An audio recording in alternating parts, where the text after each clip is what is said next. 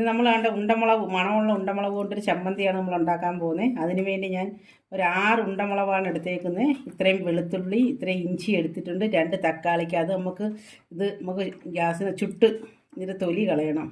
ഒന്ന് വാട്ടിയിട്ട് ഇതിൻ്റെ തൊലിയും കളഞ്ഞ്, പിന്നെ പുളി ഇത്രയും എടുത്തിട്ടുണ്ട്, ചെറുള്ളി ഇത്രയും എടുത്തിട്ടുണ്ട്. നമുക്കിനി തക്കാളിക്ക് ഒന്ന് ഗ്യാസിലോട്ട് വെച്ചൊന്ന് ചുടാം.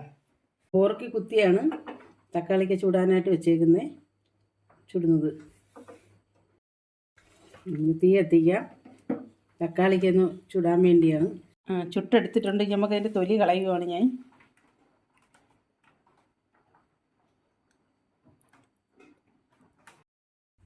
നമുക്ക് എണ്ണ ഒഴിക്കാം. ഏകദേശം ഒരു 3 സ്പൂൺ എണ്ണ ഞാൻ ഒഴിച്ചിട്ടുള്ളൂ. നമുക്ക് അതിലോട്ട് ചെറുള്ളി ഇടാം, നമുക്ക് അതിലോട്ട് വെളുത്തുള്ളി ഇഞ്ചി ഇടാം, ഒന്ന് വാടിയിട്ട് പച്ചമുളക് ഇടാം. ഉള്ളിയൊക്കെ ഒന്ന് വഴണ്ട് വന്നിട്ടുണ്ടെങ്കിൽ നമുക്ക് അതിലോട്ട് ഉണ്ടമുളക് ഇടാം. നിങ്ങൾ ആവശ്യത്തിനുള്ള എരി ഇട്ട്, ഞങ്ങളിപ്പോൾ 6 ഉണ്ടെന്നും പറഞ്ഞ് നിങ്ങൾക്ക് ആവശ്യത്തിന് ഇട്ടാൽ മതി, എരി അനുസരിച്ച് ഇട്ടാൽ മതി. മുളകും ആവശ്യത്തിന് വഴണ്ടിട്ടുണ്ടെങ്കിൽ നമുക്ക് അതിലോട്ട് തക്കാളിക്ക, തൊലി കളഞ്ഞ തക്കാളിക്ക കട്ട് ചെയ്യുകയാണ് അതിലോട്ട് ഇടാം.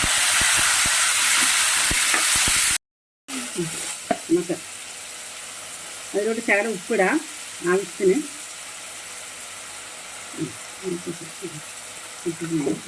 നമുക്കൊന്ന് ഇളക്കാം.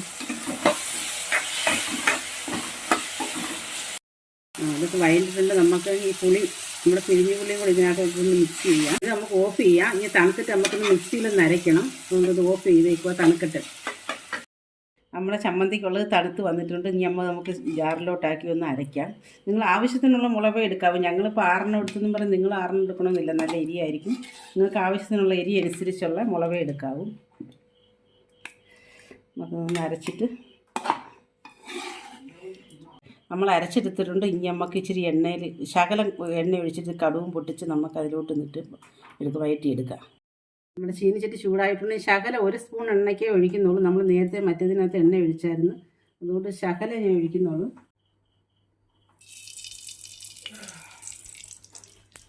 ഒഴിക്കാം. അത് ശകലം കരിയരിപ്പോട് കൂടിയാണ് ഞാൻ അരച്ചേക്കുന്നത്. തീരെ അങ്ങ് വടുകെ അരയ്ക്കരുത്, ശകലം കരിയരിപ്പ് വേണം. എല്ലാം അങ്ങ് അരഞ്ഞു പോകരുത്. റെഡി ആയിട്ടുണ്ട്, നമ്മുടെ ചമ്മന്തി റെഡി ആയിട്ടുണ്ട്. ഞാൻ കൂടുതൽ നേരം എന്ന് വെച്ചാൽ ഒരു 5 സെക്കൻഡ് ഞാനിത് കടു വറുത്തിട്ട് വെച്ചിട്ട് ചൂടാക്കിയിട്ടുള്ളൂ. റെഡി ആയിട്ടുണ്ട്. നിങ്ങൾ ട്രൈ ചെയ്യുക ഫ്രണ്ട്സ്, നിങ്ങൾ ട്രൈ ചെയ്യുക. നമ്മളെ നല്ലതാണ്. നമുക്ക് വേറൊരു കറിയും വേണ്ട. ഇതിപ്പം പെട്ടെന്ന് നമുക്ക് ഇതിൽ കറി ഇതിങ്ങനെ ഉണ്ടാക്കി നമുക്ക് പെട്ടെന്ന് ചോറുണ്ണാം. നല്ലതാണ്. 2 പ്ലേറ്റ് ചോറുണ്ണാം.